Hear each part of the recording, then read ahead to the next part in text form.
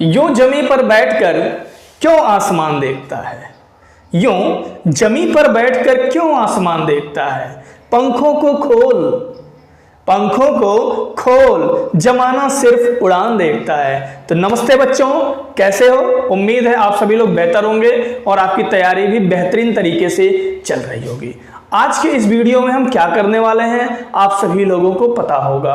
उम्मीद है प्रकाश के अपवर्तन के मैराथन क्लास का वीडियो आप लोग अच्छे तरीके से देख चुके होंगे, आपका कॉन्सेप्ट क्लियर हो चुका होगा। तो आज के इस वीडियो में हम ऐसे बहुविकल्पीय प्रश्न का डिस्कशन करेंगे जो पिछले 10 साल में किसी न किसी बोर्ड पेपर में पूछा गया हो, या उन सभी बहुविकल्पीय प्रश्नों का भी हम जिक्र करेंगे जो आपकी बोर्ड एग्जाम में इस साल पूछने लायक हो। यदि आपके सारे बेसिक कॉन्सेप्ट क्लियर होंगे तो बहुविकल्पीय प्रश्न आप देखते ही फटाक से सॉल्व कर लोगे। ठीक है, तो चलिए देखते हैं आज का मोस्ट इंपॉर्टेंट बहुविकल्पीय प्रश्न क्या है।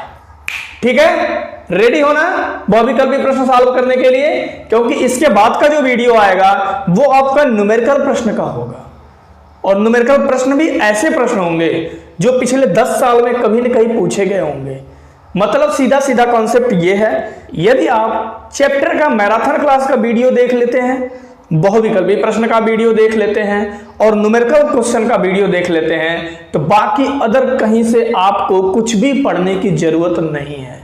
ठीक है, क्योंकि इन सभी वीडियोज में हम आपके सभी कॉन्सेप्ट, सभी बहुविकल्पीय प्रश्न और सभी न्यूमेरिकल क्वेश्चंस को हम कवर कर ले रहे हैं। जब बोर्ड एग्जाम बहुत नजदीक आ जाता है तो बच्चे क्या करते हैं, इंपॉर्टेंट क्वेश्चंस को ढूंढ कर पढ़ना चालू करते हैं।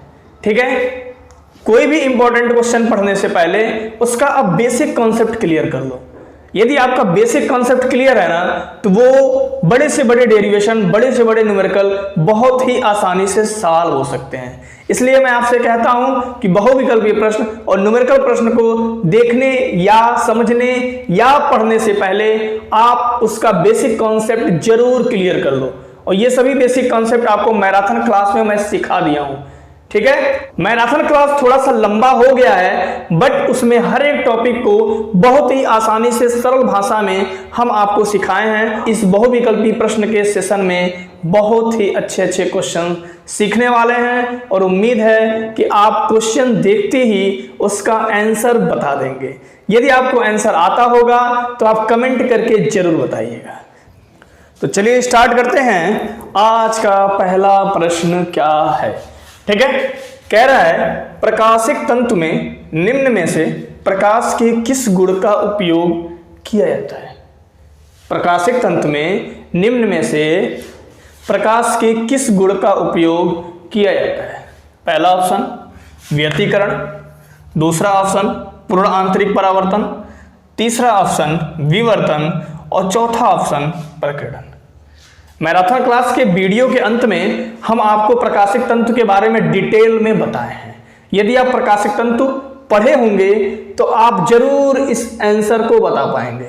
ठीक है, तो इसका आंसर होगा ऑप्शन नंबर 2।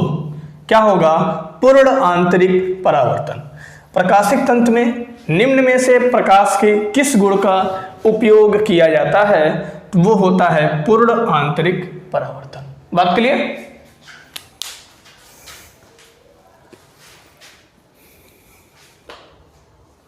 अब आपको हम बताते हैं क्वेश्चन नंबर 2। ठीक है, कौन सा क्वेश्चन? क्वेश्चन नंबर 2 क्या है? यदि सघन माध्यम में आपतन कोण क्रांतिक कोण के बराबर हो। आपतन कोण किसके बराबर हो? क्रांतिक कोण के। ठीक है, क्रांतिक कोण का टॉपिक आप अच्छे से पढ़ लीजिएगा। समझ गए? क्या कह रहा है? यदि सघन माध्यम में आपतन कोण क्रांतिक कोण के बराबर हो तो अपवर्तन कोण होगा। क्रांतिक कोण का टॉपिक यदि आप अच्छे से पढ़े होंगे तो इसका आंसर आप जरूर दे पाएंगे। क्या है आंसर? 0 अंश, 45 अंश, 90 अंश, 135 अंश। ठीक है, मतलब जब आपतन कोण क्रांतिक कोण C के बराबर होता है तो अपवर्तन कोण होता है बच्चों 90 अंश। बात क्लियर? क्रांतिक कोण के बारे में डिटेल पढ़ने के लिए आप इसके मैराथन क्लास का वीडियो देख लो, उसमें आपको प्रकाशिक तंतु और क्रांतिक कोण ये दोनों टॉपिक मिल जाएंगे। ठीक है,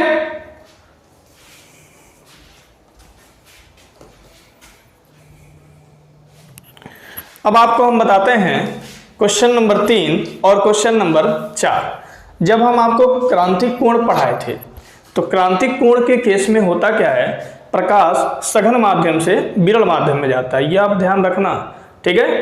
पूर्ण आंतरिक परावर्तन के भी केस में प्रकाश क्या होता है, सघन माध्यम से विरल माध्यम में जाता है, मतलब पहला माध्यम सघन होना चाहिए और दूसरा माध्यम विरल होना चाहिए। तो कांच आपका सघन माध्यम है और वायु आपका क्या है, विरल माध्यम है। अब आप देखो ये क्वेश्चन बेहतर तरीके से आप समझ पाओगे। कह रहा है कांच से वायु में, कांच आपका क्या है, सघन माध्यम है, वायु आपका क्या है, विरल माध्यम है। कांच से वायु में जाने पर प्रकाश के किस रंग के लिए क्रांतिक कोण न्यूनतम होगा, मतलब किस रंग का क्रांतिक कोण न्यूनतम होगा, ठीक है। तो हम आपको मैराथन क्लास के वीडियो में अपवर्तनांक और क्रांतिक कोण में संबंध बताए हैं, जो बहुत ही इंपॉर्टेंट क्वेश्चन है। वो क्या है, यदि आप वीडियोस देखे होंगे तो आपको टॉपिक याद आ रहा होगा और कॉन्सेप्ट भी क्लियर होगा। वो आपका है n बराबर 1/c, मतलब सघन माध्यम का जो अपवर्तनांक होता है वह क्रांतिक कोण c की जगह के व्युत्क्रमणपाती होता है। ये बहुत ही मोस्ट इंपॉर्टेंट क्वेश्चन है दीर्घ उत्तरीय प्रश्न के लिए।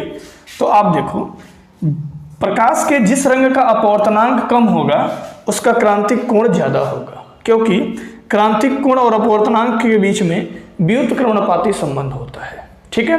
तो आपको हम बता दें कि लाल रंग का प्रकाश के लाल रंग के प्रकाश का जो वेग होता है, वेग बहुत ज्यादा होता है, ठीक है। उसका अपवर्तनांक क्या होता है, कम होता है।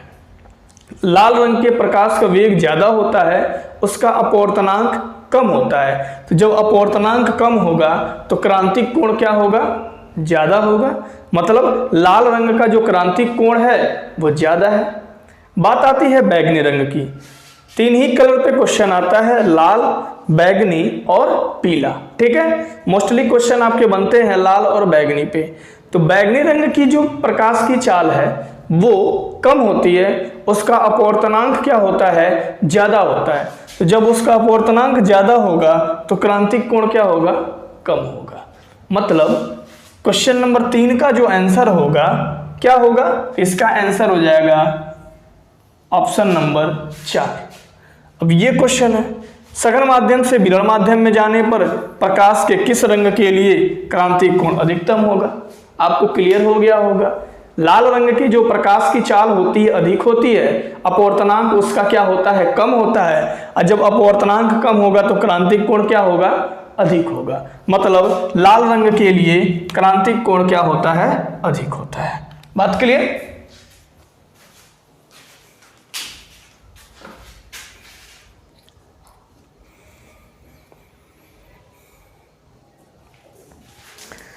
अब आपको हम बताते हैं एक प्यारा सा क्वेश्चन नंबर 5, ठीक है।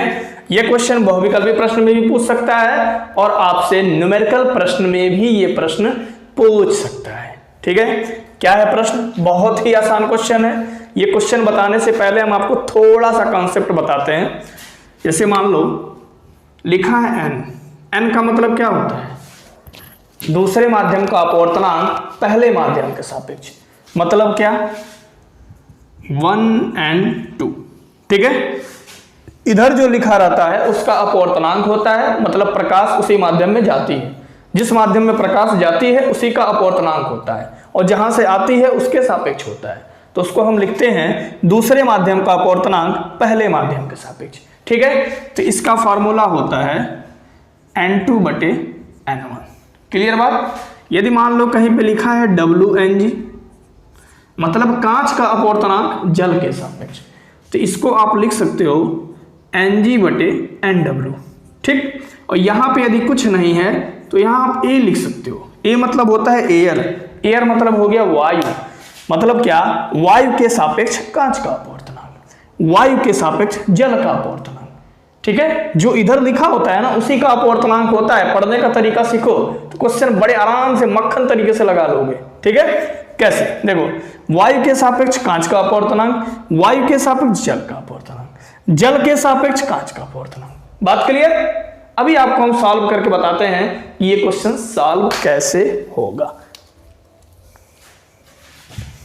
अब आप देखो क्वेश्चन कह रहा है वायु के सापेक्ष जल और कांच का अपवर्तनांक क्रमशः 4/3 एवं 5/3 है।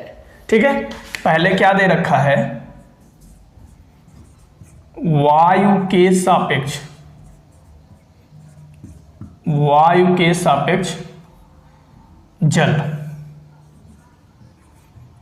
जल का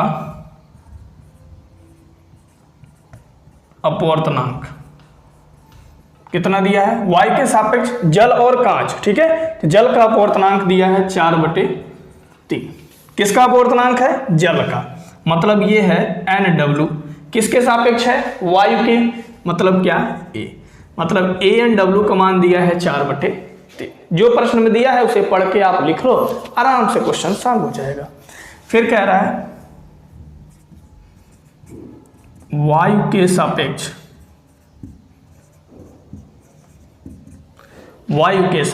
कांच का अपवर्तनांक,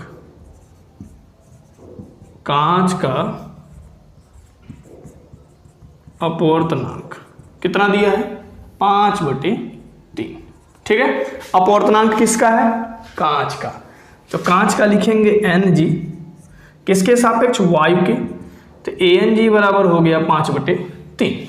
हमें क्या निकालना है, कांच का जल के सापेक्ष अपवर्तनांक निकालना है, मतलब हमें निकालना है कांच का जल के सापेक्ष। ध्यान रखना, स्टेटमेंट में बच्चे कंफ्यूज हो जाते हैं। ठीक है, ये हमें निकालना है अपवर्तनांक। किसका अपवर्तनांक है, कांच का अपवर्तनांक निकालना है, किसके सापेक्ष, जल के।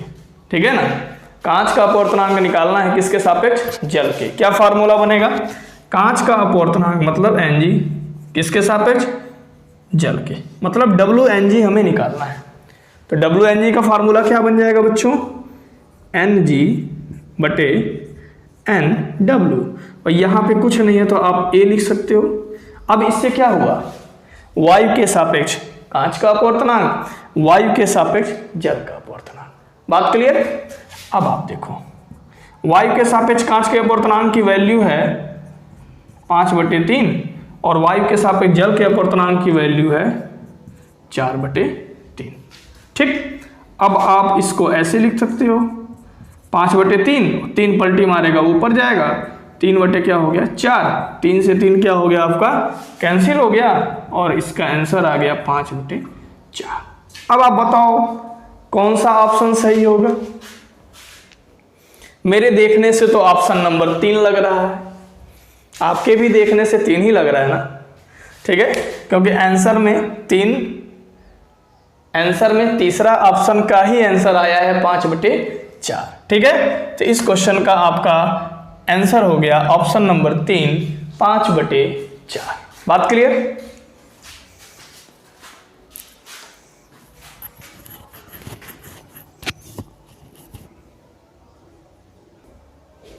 चलिए देखते हैं अगला प्रश्न क्या है। बहुत ही सिंपल एंड इंपॉर्टेंट क्वेश्चन। ठीक है, याद रखना इस क्वेश्चन को। जब कोई तरंग किसी माध्यम में प्रवेश करती है तो परिवर्तन नहीं होता है, मतलब जब कोई तरंग एक माध्यम से दूसरे माध्यम में जाती है, प्रकाश भी एक प्रकार की तरंग है। ठीक है, एक माध्यम से दूसरे माध्यम में जाती है तो प्रकाश की ऐसी कौन सी प्रॉपर्टी है जो परिवर्तित नहीं होती है। ठीक है, ऑप्शन देखते ही आपको पता चल गया होगा कि कौन सा ऑप्शन सही है। ठीक है, इसका मतलब आप मैराथन क्लास का वीडियो देखे हैं।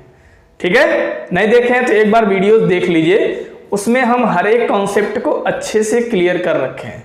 ठीक है, चलिए इसका ऑप्शन नंबर है फर्स्ट, मतलब जब कोई तरंग किसी माध्यम में प्रवेश करती है तो परिवर्तन नहीं होता है। क्या, आवृत्ति उसकी नहीं बदलती है। बात समझ में आ गई। तरंग दैर्घ्य बदल जाती है, उसका वेग भी बदल जाता है और उसके आयाम भी बदल जाते हैं, बट उसकी आवृत्ति नहीं बदलती है। क्लियर।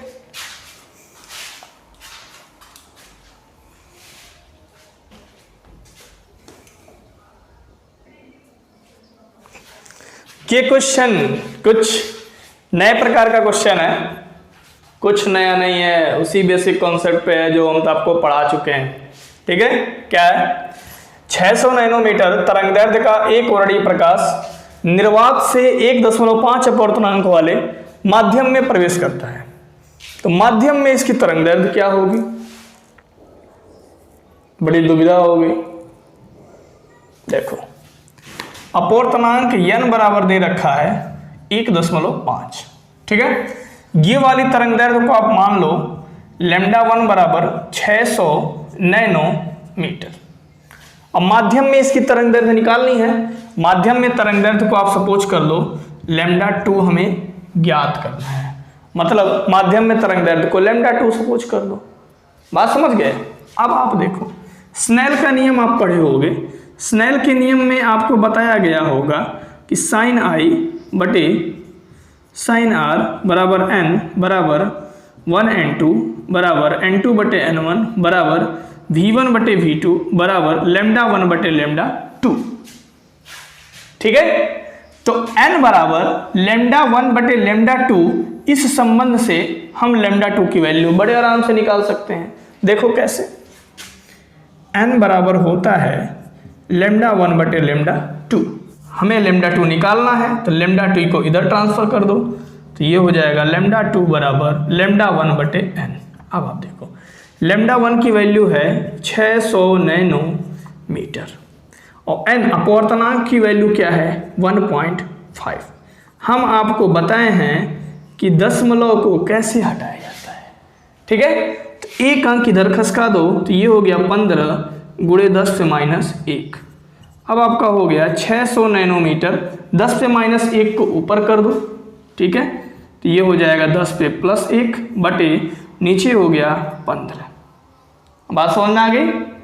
तो 15 एकम 15, 15 चौका 60, मतलब ऊपर हो गया 40 गुणे इधर 10 है नैनोमीटर, 40 का 10 में गुणा करोगे तो हो जाएगा 400 नैनोमीटर। बात क्लियर? कौन सा ऑप्शन सही है? देख के बता दो, इतना तो कम से कम कर सकते हो ना। Option number 1। बात क्लियर है? क्लियर ना? अच्छे से पढ़ोगे तो क्लियर जरूर होगा।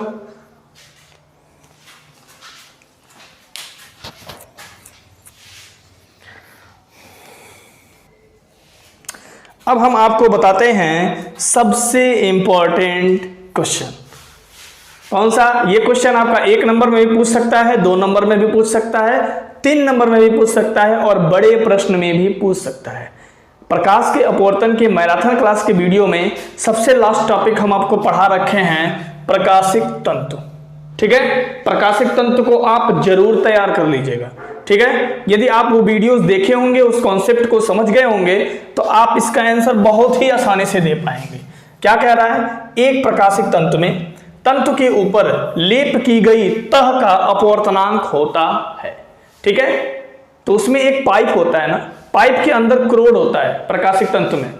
ठीक है, क्रोड का जो अपवर्तनांक होता है 1.7 होता है, जो पाइप के अंदर होता है। बात समझ गए? मतलब तंतु के अंदर होता है। बात क्लियर? और उसके ऊपर एक लेप किया गया रहता है, उस लेप को हम बोलते हैं अधिपट्टन, और उसका अपवर्तनांक होता है 1.5। मतलब तंतु के भीतर का जो अपवर्तनांक है वो अधिपट्टन या तंतु के ऊपर जो लेप किया गया पदार्थ है उस अपवर्तनांक से क्या है? ज्यादा है, और लेप किए गए पदार्थ का जो अपवर्तनांक है तंतु के अपवर्तनांक से क्या है? कम है। क्या है?